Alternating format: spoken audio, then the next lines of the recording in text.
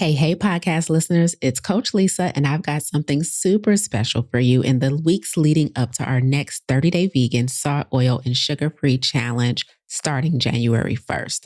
I'm launching a brand new lifestyle disease series right here on the podcast, where each week I'll be breaking down one of the most common lifestyle diseases that's stealing our energy, our confidence, and our quality of life.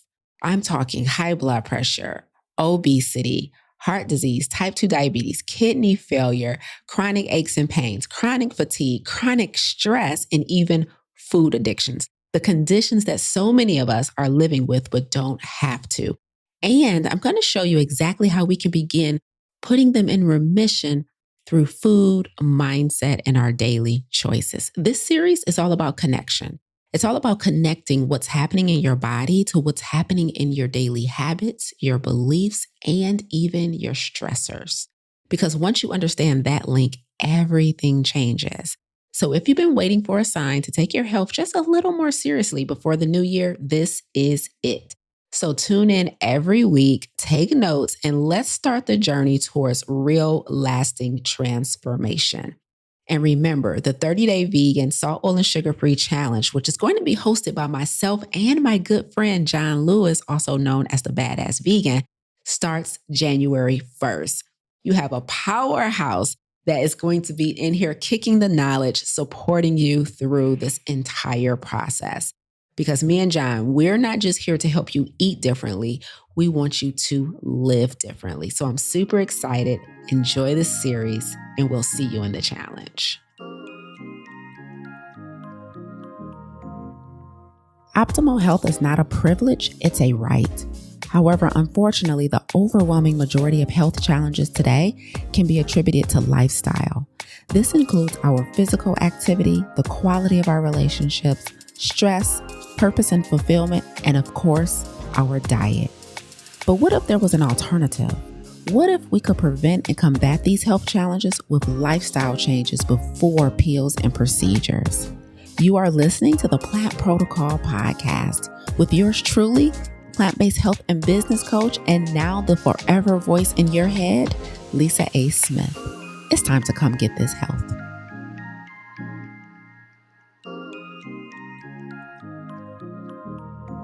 Before we go any further, please note the information in this episode is not intended or implied to be a substitute for professional medical advice, diagnosis, or treatment.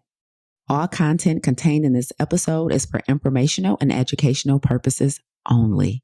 Enjoy. So I remember I've been a plant-based vegan for just about a decade now. However, I remember early on in my journey consuming all of these fresh vegetables, consuming all of this fiber, consuming all of these vitamins and minerals and plants. And I distinctly remember experiencing bloating. I distinctly remember experiencing discomfort in my gut. And I remember thinking like, where is this coming from? Like, I'm eating healthy, I'm eating clean, I'm doing the things I'm supposed to be doing. Why do I feel this discomfort in my gut? Like, I'm making healthy choices. Like, I've taken all of the junk out. I'm not consuming all of this processed junk food, fast food, bunch of alcohol. So what is going on? And I decided to do a food sensitivity test. And taking that food sensitivities test, I discovered that I actually had a food sensitivity to lentils and chickpeas. And in understanding that food sensitivity, I realized that while I could still eat lentils and chickpeas, that I really had to be careful about the amount I ate at one time, at one sitting. And that changed the game for my gut, because there's nothing like having something going on with your body that you don't have an answer to, especially when you think you're making all the right decisions, right? And I remember feeling so much relief when I got the results back from my food sensitivity test, because as you can imagine, lentils and chickpeas are a staple in the plant-based world. They are full of nutrients, full of fiber. They're super healthy, but even though they're healthy foods, I still have a mild sensitivity to them. And so being able to get answers around why I was having issues with bloating and in my gut really helped me to make adjustments in my diet and my lifestyle. And it's been a game changer for me. And here's what I know, like millions of people struggle with gastrointestinal issues. millions of people struggle with how they feel after they eat, right? The discomfort that comes from eating, the discomfort that comes from consuming so many things and not knowing why. And our gut is so important to our overall health. I cannot understate it. Like, I'm a big proponent of the brain, right? I study the brain. I think the brain is so important. Like me, myself, I make extraordinary efforts to protect my brain. If I was to say there was something like a close second to my brain that I'm super intentional about, it is my gut health because of the power that the gut has over the body. Like, for example, did you guys know that over 80% of our immune system is housed in our gut? Crazy. That means the health of our gut plays a major role in the health of our overall body, plays a major role in our body's ability to combat foreign invaders, pathogens from the environment. Like, if you had poor gut health during COVID, that increased your chances of getting COVID because your immune system, the majority of it, over 80% of it, is housed in our gut. And this is what most people don't know. Like, your gut plays a major impact on your mental health. Did you guys know that the majority of serotonin, the neurotransmitter that helps to regulate our mood, our sleep, is produced in our gut? The majority of serotonin is produced in our gut. And I remember many years ago, I was speaking at Wayne State University in downtown Detroit, and I was teaching them. I was specifically doing a lecture on the impact that food, and very specifically a plant-based diet, has on mental health. And I remember telling the students, this was first and second year medical students, and I remember telling them, yo, did you know the majority of serotonin is actually produced in your gut? And I remember somebody raising their hand like, I've never heard that before. And I'm like, well, that's what I'm here for. Welcome to a learning environment. Did you know you were in an educational institution? But the majority of our serotonin is produced in our gut. So those of us who have a history of or are currently battling depression, did you know one of the ways to come back from that is to restore your gut health? Like, the gut is so powerful. So we have immunity in our gut. We have the production of serotonin in our gut. Our gut is considered our second brain. So our intuition is housed in our gut. Digestion, this is the process of when you eat food, you break it down. You're meant to extract vitamins and minerals from the food. Those vitamins and minerals are fed to our different organs and systems in our body to keep us whole and healthy. But if your gut is unwell, digestion, the system of digestion is compromised, and that then compromises your ability to get adequate vitamins and minerals. So it's so crazy. I remember I was doing a talk, I was teaching a lesson about this a while ago. And I remember, telling our students that you think just eating right is going to guarantee that you get what you need, but it's not what you eat that makes the difference in your overall health. It's what you absorb. So isn't that crazy that you can legit be making great decisions on your plate? Like, you have your plants every day. You're eating your berries, right? You're staying away from the junk food. You're intentional about fiber. But if your gut health is compromised and the digestive process is broken, that means you're eating all of those nutrients, but your body has lost the ability to absorb them. This is what we call bioavailability. So it's a big deal. So I'm excited to talk about this today. Welcome back to Monday Morning Keynote with yours truly, Coach Lisa A. Smith, founder of The Plant Protocol. I run a coaching company where we are dedicated to helping you to live a life of what we call radical obedience. This is doing what you're being called to do despite the presence of fear and uncertainty. So we do that by starting with your health. We teach you how to eliminate chronic health challenges. I teach you how to eliminate chronic stress. We teach you how to get back in alignment, beat limiting beliefs, restore your mindset, and make good decisions. This is my 10-year anniversary, and I'm so happy to still be doing this work. Happy and blessed. Won't he do it? So welcome back to Monday Morning Keynote. Y'all drop what y'all drinking in the chat. Let's get ready to jump into this thing. I'm teaching how to restore gut health with plants today. And this is another installment in our Lifestyle Disease series, y'all. So I think this is installment number 6. So we're currently in the run-up to our next 30-day vegan, salt, oil, and sugar-free challenge, which is starting January 1st.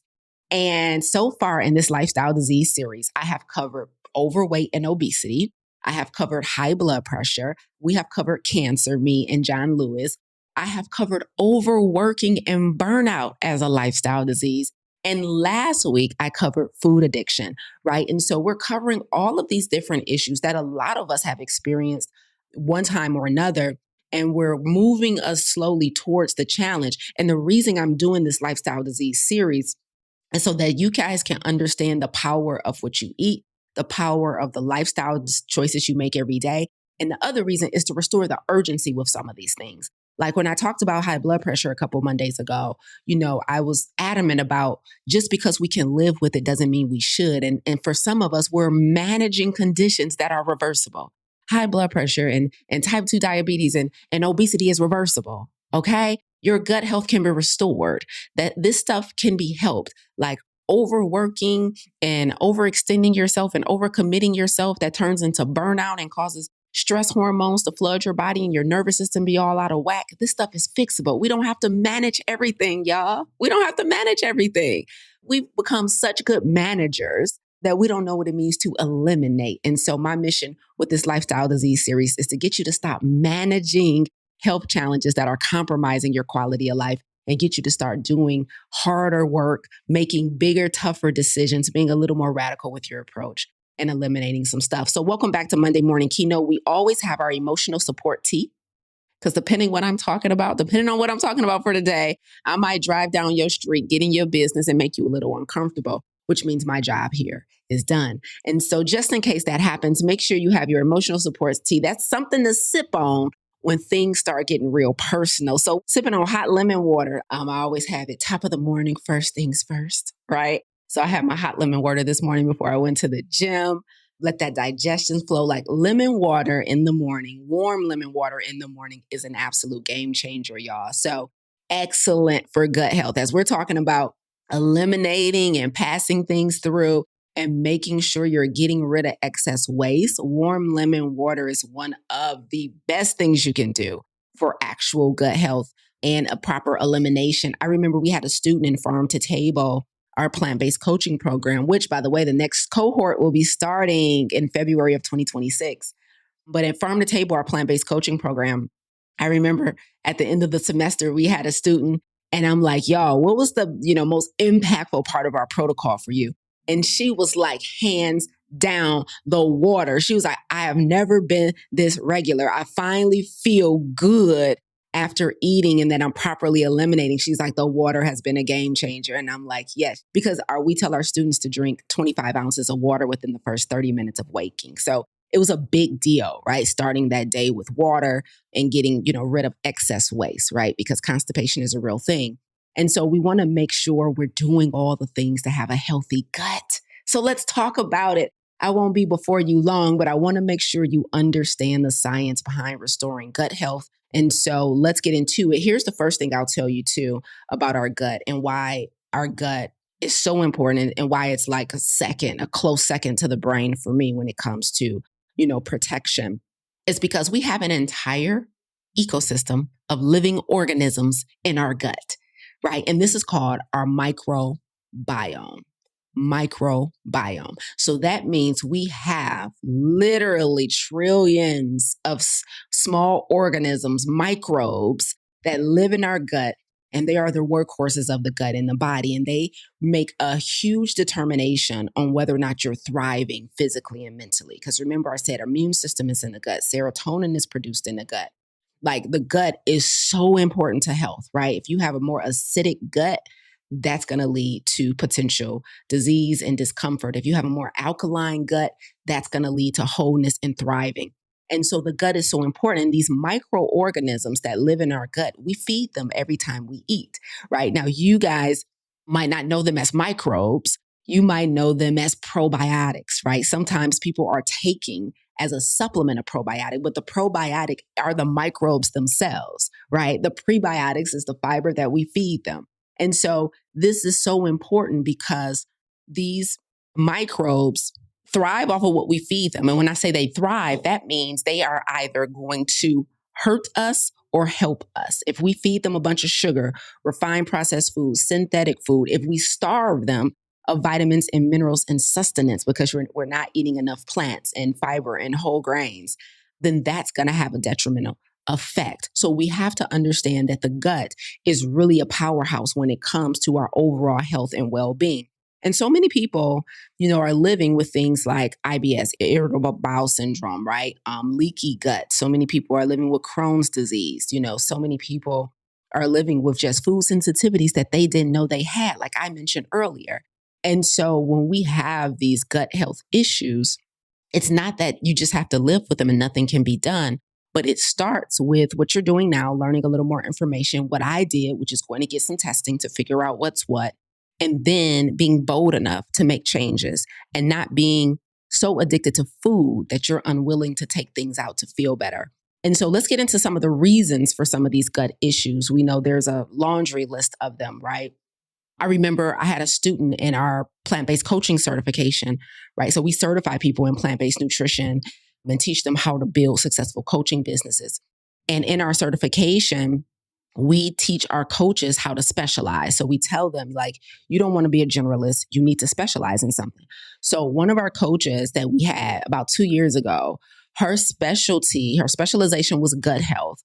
And then her dedicated lane was what's called SIBO, small intestinal bacterial overgrowth. So she specialized in a gut condition called SIBO because her herself had went through so many years of struggling with an unhealthy gut, discomfort in her gut, and not knowing where it came from and what the cause of it was.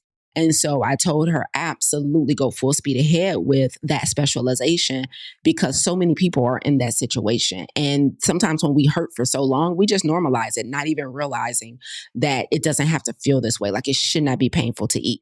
And so let's talk about where some of these issues come from and what can potentially cause them. So there's about 4 things I would say that could be at the root of gut issues, and the list could go on and on, but these are the top that I've seen in our community over the last 10 years, right? The first one is the obvious one, which is an unhealthy diet, okay?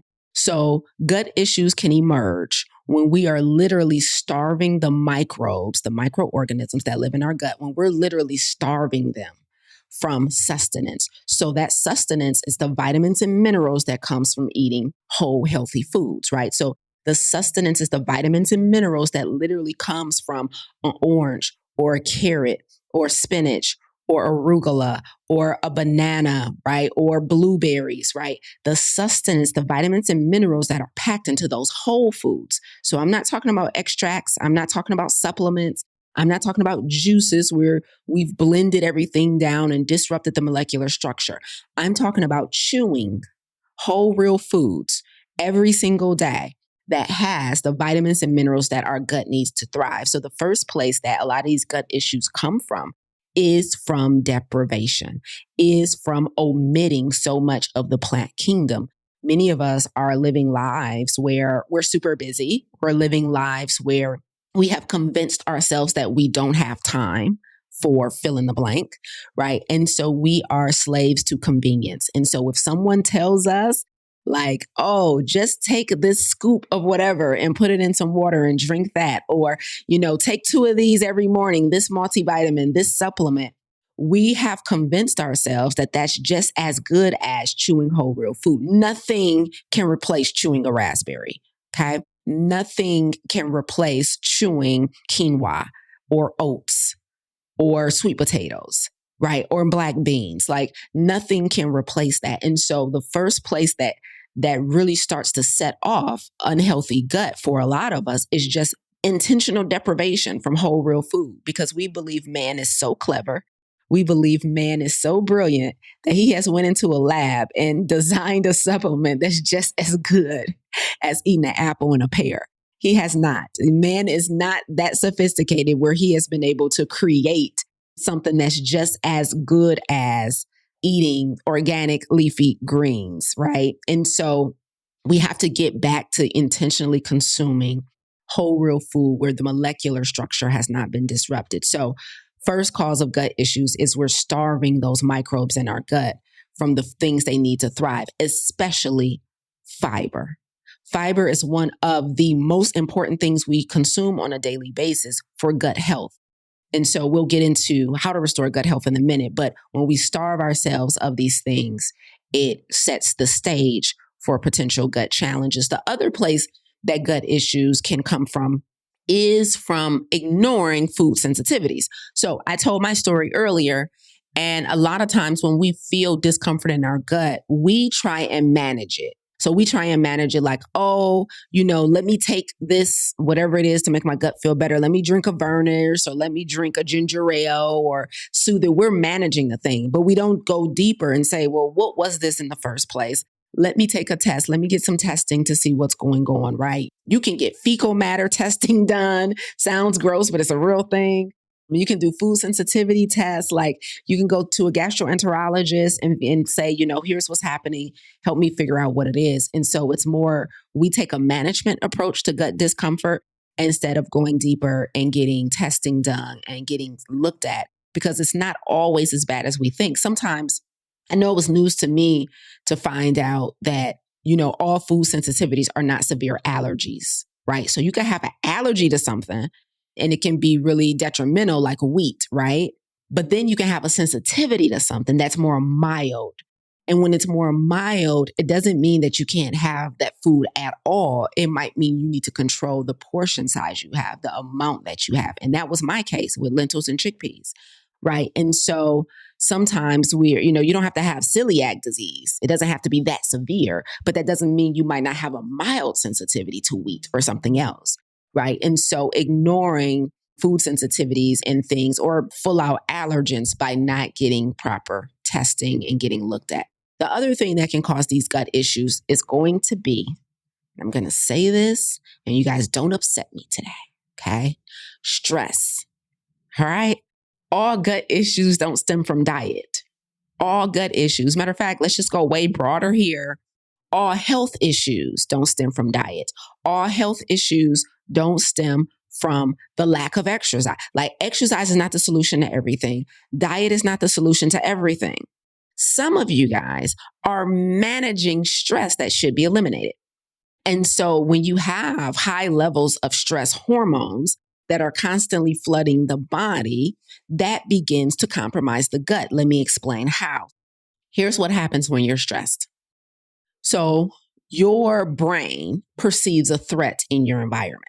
Okay. Your brain perceives a threat. That's how the stress response starts. Your brain perceives a threat. Okay. When your brain perceives a threat, it begins to respond to that perceived threat by flooding. So upping the intake of stress. So cortisol goes up, adrenaline goes up, stress hormones goes up because our brain perceives a threat. Why is it important for our body and our brain to respond by dumping a bunch of stress hormones into our blood? Well, because when that happens, it literally restricts, that means less, restricts blood flow to the gut because our brain is perceiving a threat, which is a signal to our brain that we need to flee. The brain doesn't know that the threat is your finances, like you just looking at your bank account. Like the brain doesn't know that the threat is your manager that's one office over that's pissing you off. Like your brain doesn't know that it's your partner that's laying 3 feet from you and you can't stand the sound of their breathing. Like all your brain knows is that a perceived threat is in the environment. And so it reacts because it doesn't know that it's not a physical threat. It just knows that you have perceived a threat. And so that tells us that we need to restrict blood flow to the gut. We need to push blood out to our arms and legs so that we can run. So the perception of a threat in our environment causes the body to naturally respond by turning off digestion, typically emptying the intestines, right? That's what people might use the bathroom on themselves when they're responding to a threat, right? Because our body is preparing. Our body is lightening the load. Our body is preparing to respond to this threat. It doesn't know that the threat is not physical. And so when you are stressed for a short amount of time, which we also call acute stress, perfectly fine. This mechanism is a healthy one. We want those stress hormones to flood our body. We want the blood flow to our gut to be restricted so that it gives us more power and more force to our arms and limbs. However, when the stress is chronic and it lasts for weeks and months and years, you've been unhappy in that job, in that relationship, you've been financially stressed for years. You've been broken and unhealed for something. You've been grieving for years. Like when the stress goes on that long, That's when we begin to see damage in the gut, cellular damage, because the stress hormones are not meant to be elevated over that long of a period of time, and then it can compromise gut health. Stress is a huge component, a huge contributor to unhealthy gut. Cannot overstate it. And it's so crazy because when we don't know this information, we'll try and treat our gut health the wrong way because we'll try and make adjustments to our diet. Okay, maybe it's something I'm eating. I need to do an elimination diet. I need to figure this out. No, you need to go write the letter of resignation. That'll restore your gut health. You need to go have the difficult conversation with your parent, with your sibling, with your bestie, with your partner. That will restore the gut health. No, you need to put a plan in place to get out of the situation. That will restore the gut health. You thinking you need to eat less of something or more of something, and that was never the problem. So stress can absolutely compromise gut health. Okay. Quick interruption because this is important. We are quickly coming up on our next Plant Protocol 30-day vegan, salt, oil, and sugar-free challenge.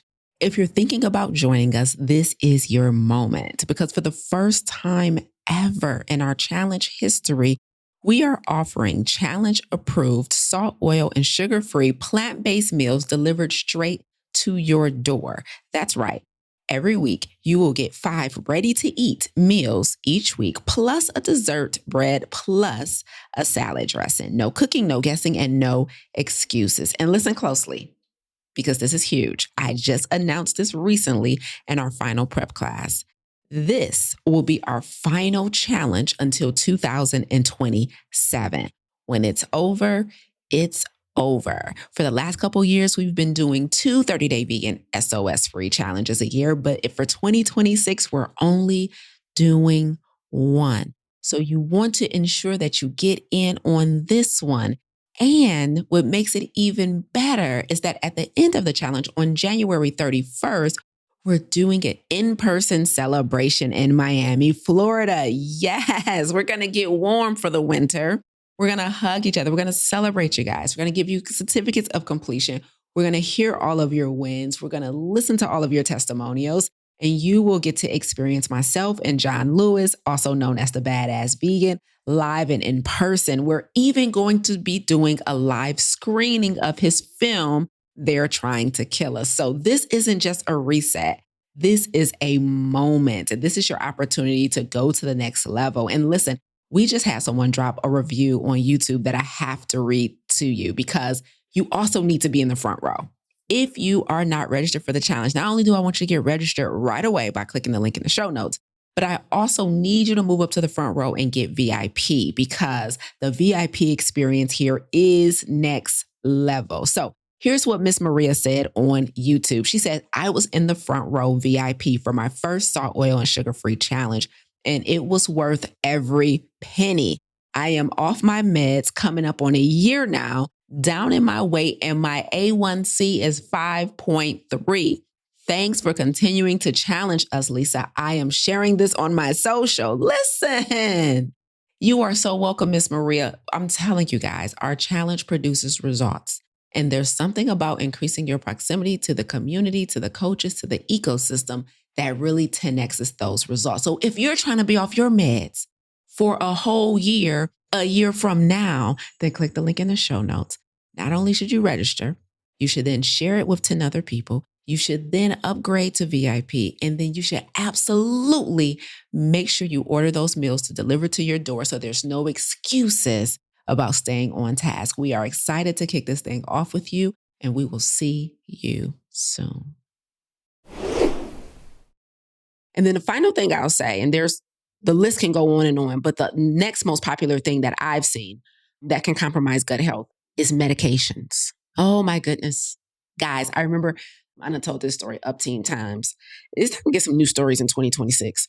So I'm gonna start telling the rest of y'all business in 2026. But I had a student who really suffered from acid reflux, and she was prescribed Prilosec, right? So she had a prescription for Prilosec for acid reflux, and she was taking it for so long that it started to cause malabsorption. So that means you eat, like exactly what I said earlier, Like you eat the vitamins and minerals and the plants and the fruits and the vegetables and the whole grains and the nuts and seeds, but you have malabsorption from a medication that you're taking and your body can't absorb. So isn't that crazy? You can be eating right, but still not getting sustenance. Like what a waste, right? Like nobody wanted this kale. I was doing it because I thought it was the right thing to do. But she was taking a medication that caused malabsorption.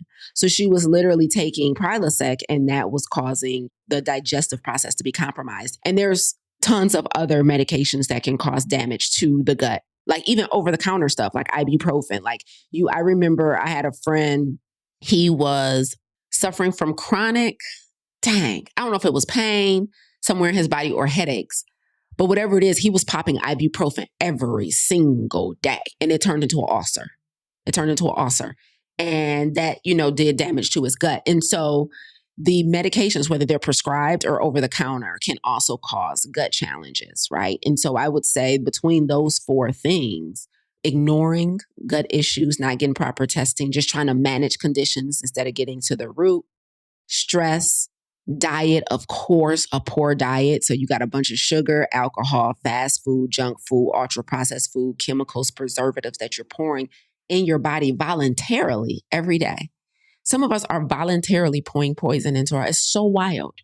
It's so wild. We're voluntarily eating this foolishness regularly to the point it causes damage to the diversity, the ecosystem that lives in our gut. And then finally, of course, medications. Okay, so those are some things to consider if you are experiencing gut issues. So now, as we prepare to wrap up, I want to share with you guys some things that we can be doing and how a whole food plant-based diet can be so powerful and so effective with restoring the gut.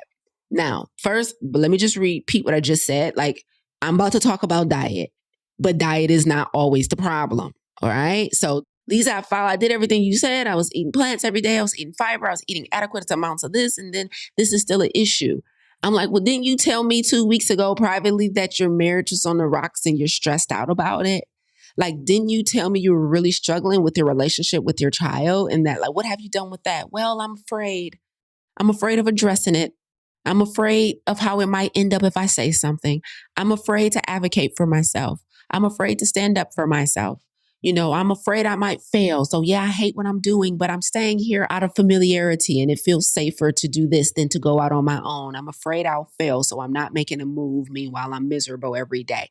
Kale and spinach can't override that. So you got to solve all your issues. You got to solve all your problems. So I'm about to talk about diet, but please know that, unfortunately, the greenest salad with the cleanest dressing cannot override that unhealthy relationship, cannot override the fact that you are ignoring the big decisions you need to make, right? In your finances, in your life, in your health, in your personal development, in your healing. All right. Okay. Cannot say that enough. All of that affects your body on a cellular level. So when it comes to using diet, though, to restore gut health, the first thing I want to say this first and foremost, because most of the things that you consume to restore your gut health is going to be fibrous. Okay. Now, here's an issue. For some people, they have a challenge with consuming fiber, especially too much too soon. So some things that we've witnessed in the past as a plant-based company is people will come into our classes and our programs and they experience some gut discomfort because they're trying to consume too much at one time, and it's overwhelming for their gut. So what that means is the ideal amount that we should be consuming every single day is about 30 grams of fiber a day, right? However, for some of us, you want to work your way up to that. It can be too much too soon on the gut, and you can experience bloating and gut discomfort if you try and consume too much too fast. And so one of the suggestions that I give to individuals who either can't consume that much, in one day, or already have pre-existing gut issues where leaky gut or something like that, and they can't have as much fiber, is number one, to drink it instead of chewing it. Now, chewing is so important. Please do not hear that you should be on a liquid diet. Chewing is when you liquefy food in your mouth first before swallowing it. And that plays a significant role in the digestive process. Digestion doesn't start when the food gets into your intestines. Digestion starts in your mouth with your saliva. Okay. So it's important that you understand that if you don't have these issues, you still should be chewing food every day. Like, don't become such a slave to convenience that you blend everything, or you have a machine or a juice bar make all of your fruits and vegetables and they're liquefying everything. There should be at least one meal a day where you're literally biting into a fruit, a vegetable, a whole grain. Like, everything should not be liquefied. I am not a proponent of all liquid diets unless there's a pre-existing medical condition that requires it. Okay. Some of us, we just not doing what we're supposed to do. All right. So pick what lane you in and act accordingly. Okay. So we need fiber. Okay. So how I mentioned earlier, right? Probiotics, when people are saying they're taking probiotics for their gut, probiotics are the actual organisms, right? So that means they're taking it on the outside because they're not making them or whatever, right? They're not producing them properly, right? Probiotics are supplemental that some people take, and that's the actual microbe. That's the actual organism. Prebiotics, on the other hand, though, is exactly what I just named. Prebiotics are fiber or food that feed the probiotics. Okay, so prebiotics is the food that the probiotics eat. All right. And so both are essential for gut health. Fiber is a prebiotic. So if you eat fiber, you don't have to buy a probiotic off the shelf. Okay. So I don't take a probiotic in order to have a healthy gut. Like, these supplements are often promoted and marketed as like a must have. They are not a must have. If we make good decisions first and then get testing to see what we may make or may not need from a supplemental standpoint, that's how we make our decisions about what to consume. So if you consume prebiotics naturally, meaning fibrous foods and vegetables, fruits, all of that stuff, then you will have a healthy gut, which is the probiotics, the organisms that are the workhorses of the body. Okay. So first things first, to restore gut health with food, get your fiber intake up. Some of us go literally days without adequate amounts of fiber. At least I don't like fruit. Or somebody told me fruit was too much sugar. Not if you chew it. It's too much sugar when you drink it. Orange juice is too much sugar. Apple juice is too much sugar. And apple is not. Why? I thought you never asked. Because it's full of fiber. And the fiber in the skin of the apple determines how quickly that carbohydrate turns into sugar in your bloodstream. Look at that. So yes, apple juice will be flooding the body with sugar too fast because we've discarded the fiber. We've discarded the flesh and the skin. So there's nothing wrong with bananas and pineapple, guys. There's nothing wrong with fruit. It's full of fiber. Fruit is mostly water, so it's so hydrating. But so we need to be chewing these things, not drinking these things as often as possible. That's why we teach our students, when you're making like a smoothie, you want to do 75% plants and 1 to 2 fruits to wash the medicine down. You should not have a smoothie that's made up of mango, pineapple, banana, blueberry. Like, no, it should be spinach. The other day I had like some spinach, some basil, some cilantro, right? Then I put like my nut butter in there. I season my smoothies. So I season my smoothies with cinnamon and ground ginger and turmeric, right? And then the last thing I put in is the fruit, right? Because of course that's going to make it palatable, of course. But the issue is when we just drinking, we're blending all of this, we're not chewing it. And then that's when it becomes too much sugar too fast. So you need the fiber to restore the gut. It's necessary. And let me say one more thing about fiber so you guys will stop doing this as well. It hurts my heart when you guys try and take a scoop of something every day for fiber. Y'all know the popular brands, right? Of like these fiber supplements that you buy over the shelf. That can do more damage to your health because you're training your body to only eliminate with this synthetic substance. And then it becomes harder to do it naturally when you remove that powder. So guys, fiber should not come from a powder. Fiber should not come from a supplement. Fiber should ideally come from your plate. And these powders that you guys take for fiber, Lord have mercy, do you guys read the ingredients on them? Let me tell you something. If you are not signed up for our 30-day vegan salt, oil, and sugar-free challenge, make that the next thing you do today, because one of our first lessons, I think I do it in the second class, is I teach you how to read labels. And when I'm teaching how to read labels, I like to pull up real products that a lot of people consume. And that's one of the ones that we read the label on is these fiber supplements. And I show you guys where there's sugar right in the thing. So you're putting this scoop into your smoothie or your water, or however you're getting this fake fiber. And it's coming with a side of sugar and preservatives and colorants. It's crazy, right? So this stuff is not good for you. So if you can avoid it, please do and get your fiber from whole real food. So fiber restores the gut. Fiber restores the gut. And let me tell you the next thing, because I want to tell you a food that really helps with gut health, which is starch. Some of you guys are so afraid of starch. So number 2 would be starch. Okay. Now, starch is not a bad actor in the dietary world, in the food world. Okay. Many of us have become afraid of starch, especially if we have challenges with our weight. But starch comes in many different forms, and all starch is not created equal. So what I mean by that, the starch that's housed in the bun of your fast food sandwich, that's the crap, that type of starch. But the starch that's present in a sweet potato or a lentil or a black bean is the starch you want to be consuming. So you have simple carbs like the bun on that burger or that chicken sandwich that you love so much.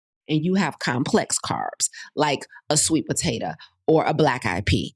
And so starch, like over 60% of our caloric intake should be carbohydrates. Starch is a carbohydrate. You have 2 types of carbohydrates. You have starch and you have fiber, okay? And we should be consuming this starch for our gut health. The one that has one of the best impacts on gut health when it comes to starch are beans. So beans have a concentrated form of starch that really aids in restoring gut health. So how can you get more beans in your diet, guys? Like this can come from, I was doing a speaking engagement last night. Shout out to 360 Adjuster Academy. And I was speaking to them about our challenge that's coming up. And somebody asked about like recipes and foods and things that we can be consuming that are going to be challenge compliant. Like she was just like, give us some ideas, some meals and stuff we can have. And I told her, well, we're doing this challenge in the winter season. And one of the easiest ways to like get full during our challenge and feel satisfied is through soups and chilies, right? Soups and chilies. And the soups and chilies, that's a great place to get your beans in. It makes it very easy to get that 30 grams of fiber a day too. So I love like a 15 bean soup.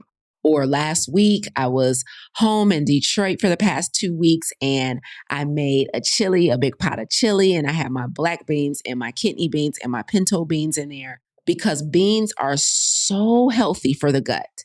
Beans are so healthy for the gut. They have a specific concentration of a type of starch that you can't get in any other carb that really aids in gut restoration. And I learned this from Michael Greger when I read How Not to Die. Okay. So that's a book I got that information from and begin to study it even more. So if you want to restore the gut health, the starch is necessary. All starch is not created equal. So you don't need to run from all starch. Like potatoes are not the devil. They just become dangerous when you deep fry them or smother them with cheese and bacon or dip them in a bunch of sugar, right? And you fry them in animal fat. That's when a potato is as a vegetable. It really is. But we ruin it with how we prepare it and what we top it with. So there's nothing, you don't have to be afraid of brown rice. You don't have to be afraid of pasta. Where we go wrong with starch is number 1, we're eating the versions of them that have been stripped of their fiber. So they've been overly processed. And then number 2, our portion size. Like I know you used to go into that takeout place and when they make your meal, they fill up the whole styrofoam container with rice. And so in your mind, that's how we eat rice. But did you know that a serving of rice is like a half a cup? It's a disrespectful amount, to be honest with you. So, but we're eating way more than we should because our perception of what a serving size is has been skewed by overconsumption when we eat takeout or when we go to a restaurant, right? We'll get mad if it don't look like it's enough. Like, give me more. But a serving size of rice is just like a half a cup. And a serving size of pasta is 2 ounces. That's not a whole meal. That's a side, right? But we eat, 10 times that when we make us some spaghetti or some lasagna or some Alfredo. And so your issue is not the starch itself. It's the serving size that's ridiculous. That you're smothering it in that pasta. You got loads of cheese and loads of fat and loads of saturated animal products. So you're eating cholesterol, you're eating growth hormones. So that's where the danger comes into play, right? And so we don't have to be afraid of starch. Starch is very, very healthy for our gut. And there's a type of starch that's called resistant starch, which is typically activated when a lot of these carbohydrates sit like over a day or two. So it's like, roasting some potatoes and then eating the leftovers. Now, if you eat the potato the second day and the third day, they are comprised of more what we call resistant starch, okay, which is starch that settles in your large intestine instead of your small intestine. So these things restore gut health, all right? So we have our fiber, also known as prebiotics.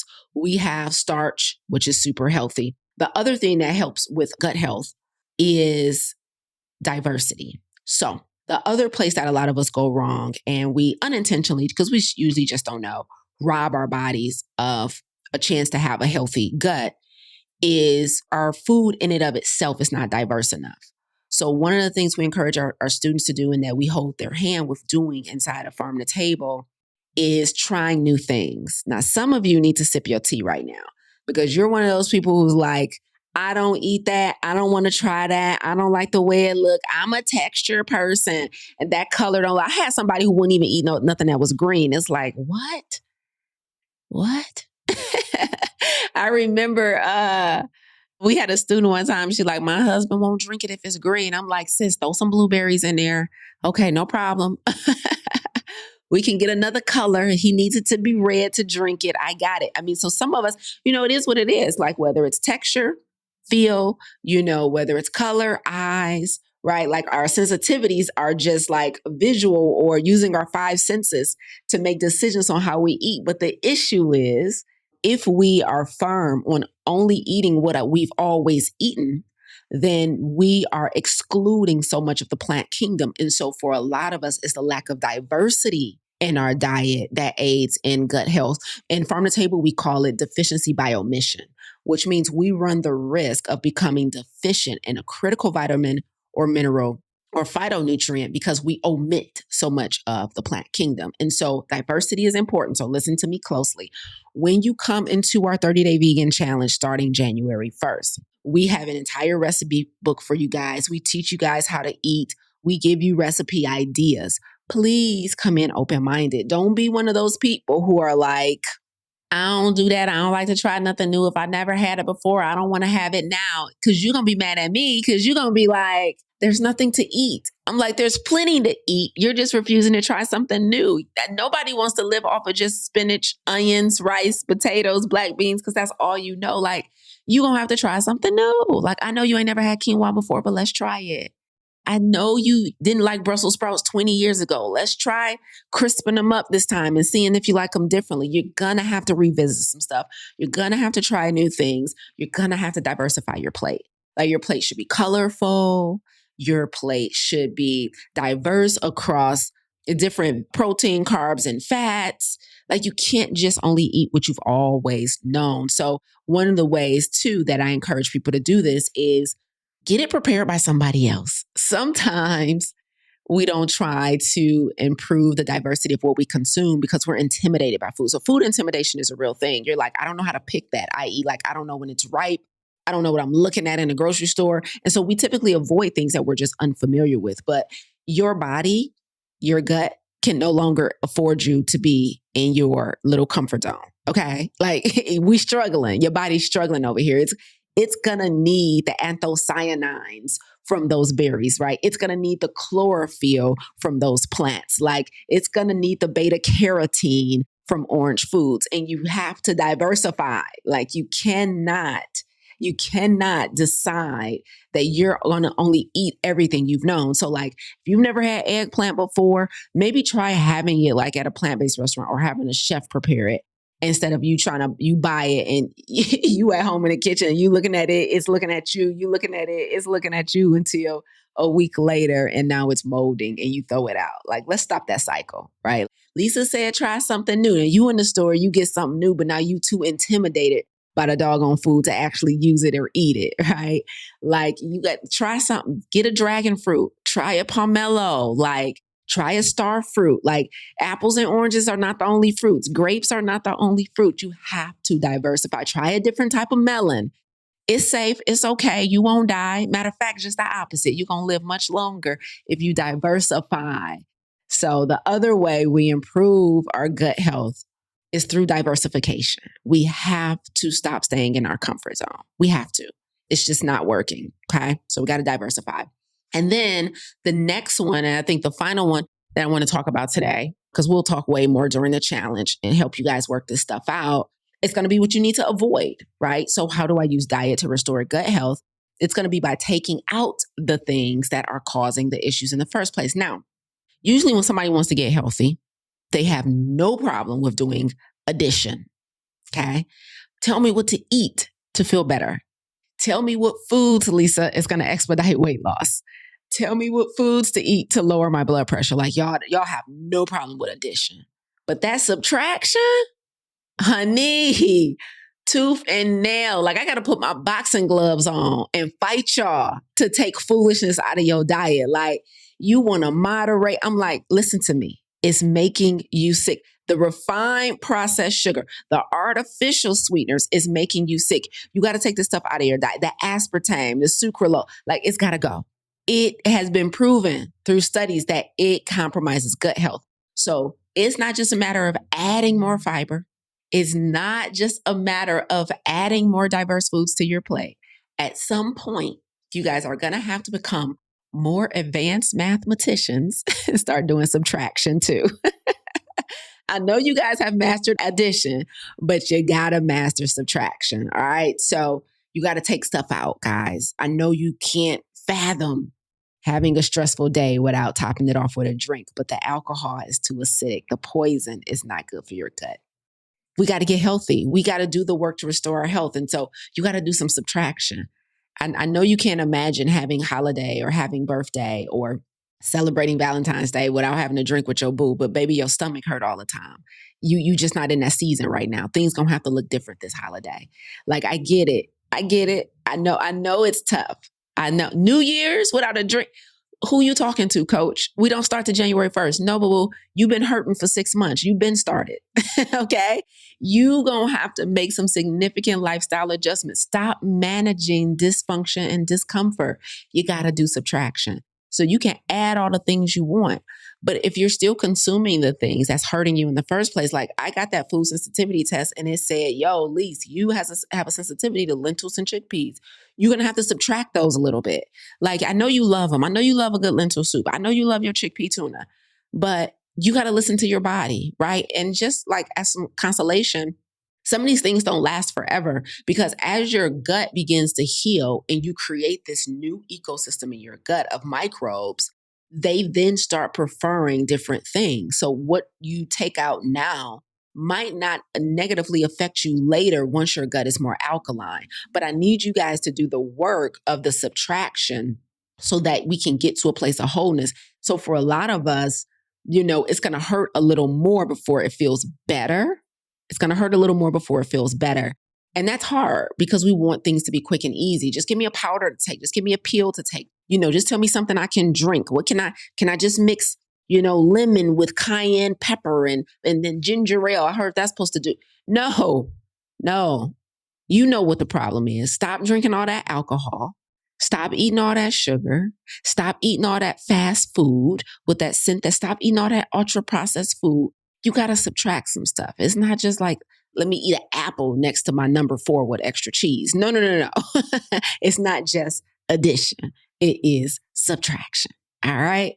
Okay. So that's all I have in this installment of our lifestyle disease series on restoring gut health and why it's so important that you make some bigger, bolder, even scarier decisions to restore your health. We'll be working with you guys together in the 30-day vegan salt, oil, and sugar-free challenge.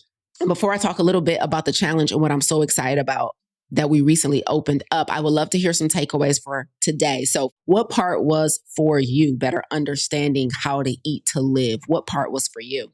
And speaking of more fibrous foods and recipes and knowing what to do with new foods that you never heard of, this challenge is so dope because for the first time in challenge history, we are offering meals delivered to your door so you don't have to do the thinking of what to cook and what to eat.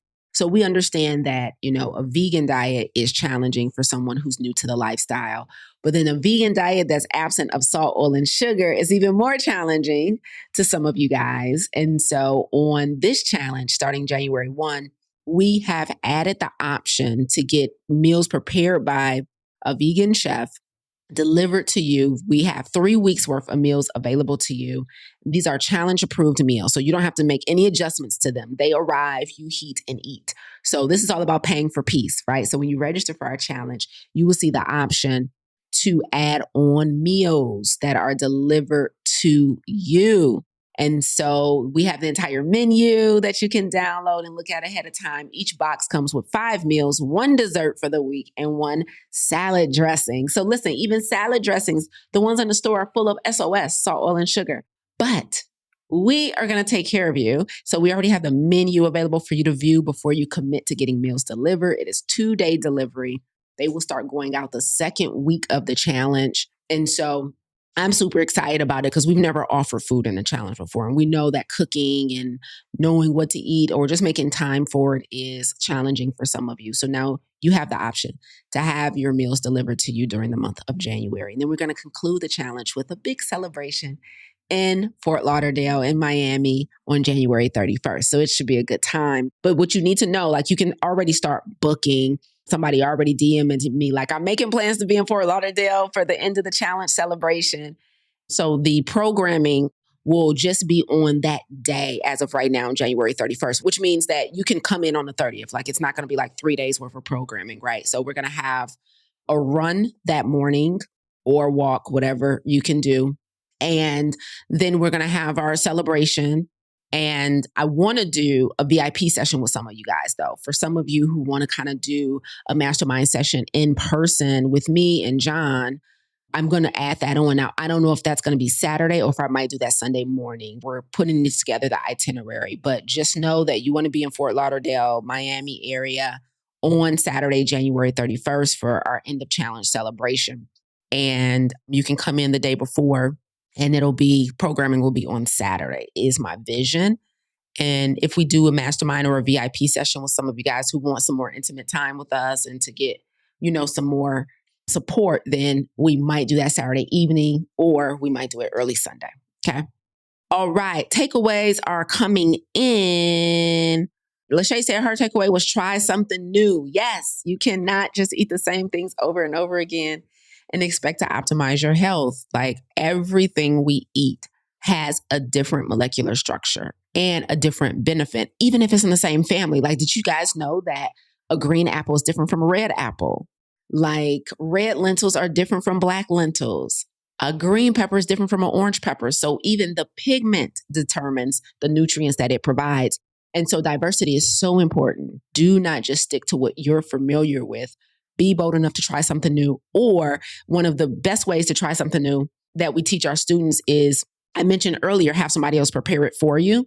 That will be through our meal box. So invest in yourself, get the meal box. All the money goes to the chef. We're not making nothing off of it, but we want to provide this opportunity for you guys. It's covering his cost of food and shipping and preparation, everything that he has to do to make this a more seamless experience for you guys. Invest in those meals because the recipes are probably stuff you would have never made on your own. And so now you can taste it and experience something new without having the responsibility of preparing it. And then you can be like, whoa, wait a minute. I do like Brussels sprouts. I just never had them like this. I do, fancy eggplant or parsnips. I've just never had them like this. And so when you get meals that are prepared for you, it can be easier to introduce new tries. Okay. My takeaway is what I always tell folks: no moderation of bad food stuff. Yes, moderation has to be earned. That's number one. And many of us are not in a health status where we can afford moderation. It's so crazy that we yell out everything in moderation while we sick. You sick. Why you think you can afford this slice? Why you think you can afford these burgers? Why you think you can afford this alcohol? Why you think you sick? Moderation? The fact that you have always thought you deserved a drink or deserved a slice of cake is why you said, like, that didn't just happen with one meal. You moderated yourself to where you are now. Yeah. So moderation is a privilege that you earn. We earn privileges. Okay. You have not earned moderate. Matter of fact, you've overplayed your moderation card because you think you're supposed to get a cheat meal every Friday night. We go get a steak. Now look at you. Stage 3 kidney. Your kidneys can't handle no more animal protein. Take a rest. Moderation is over. You are not in a season of moderation. Amen. Okay. So I just got triggered. Shout out to emotional intelligence. Y'all did it today. Look at how calm I was during the live today. Look how controlled and gathered I was. And then y'all said my trigger words. So y'all who know me too well, y'all know what to say to upset me. Now look at me. I was real nice for a solid 58 minutes. Dang, that 9th minute. Kiwi, we might have to trim this video so all the new people can still think I'm nice. Okay. All right. Very good. That's it for me today. I don't want no more takeaways because y'all shady. I don't want no more takeaways. Keep it to yourself. But that's it for me today. I love you guys. I want you guys to make great decisions. I want to see you in the challenge. I want to see you guys do well mentally, physically, and emotionally. And let me end with a fun fact about the gut that was so fascinating to me but I'm just a bit of a geek. I'm a little bit of a nerd, but it was so fun. It was such a fun fact to me when I learned it, which was that you guys know that the brain and the gut start off as one single cell that splits and stays connected throughout our lives via the vagus nerve. So that's how connected your brain and your gut are. And so they send signals and communicate with one another throughout our entire lives through something called the vagus nerve, right? That is the gut-brain connection. And I'm like, yo, this is crazy. So like a healthy gut or a healthy brain really aids in a healthy mind or a healthy gut. And so the chemistry lab that is our body, the physiology that is our body, is such a complex and interesting system. And our jobs as the hosts of these bodies, our job as the hosts are to give it the raw materials that it needs to thrive. And many of us have fallen victim to this new age foolishness. We're literally eating things on a daily basis, processed junk that was not what was originally intended for our body. We get one vessel, we get one shot. Stop ruining your one shot by thinking just because you're an adult, you can eat whatever you want. Your body has been giving you signals that it has been unwell for quite some time. In the dating world, this is called red flags. Stop ignoring the red flags. If it hurts every time red flag. If you can't keep it, red flag. If you're not eliminating proper, red flag. Stop it. You can't afford that stuff anymore. We need some self-control back. You're going to have to start telling yourself no. You're going to have to start telling yourself not in this season. And the best place to do that is with me looking over your shoulder. So I will see all of you guys inside of the 30-day vegan salt, oil, and sugar-free challenge starting January 1st. But before that, I will see you back here next Monday for the next installment of our lifestyle disease series. Y'all let me know what y'all want to talk about next week. Maybe I'll dive into type 2 diabetes and we'll talk about blood sugar. Okay, until next Monday, I'm going to go take a few naps. I'm going to restore my zen, and I am not going to let you guys trigger me for the rest of this week. Talk to y'all next week. Bye, y'all. You tuned in today because, like me, you refuse to let your good become the enemy of your great. You're not settling for good health when optimal is well within reach. If you're ready to go from good to great, visit lisaangelsmith.com to learn more about our plant-based health coaching program, Farm to Table, and our plant-based business accelerator and coaching certification. But before you go, if you enjoyed what you heard today, please consider rating and reviewing this podcast. Until next time, remember, radical obedience is still undefeated. Stay obedient.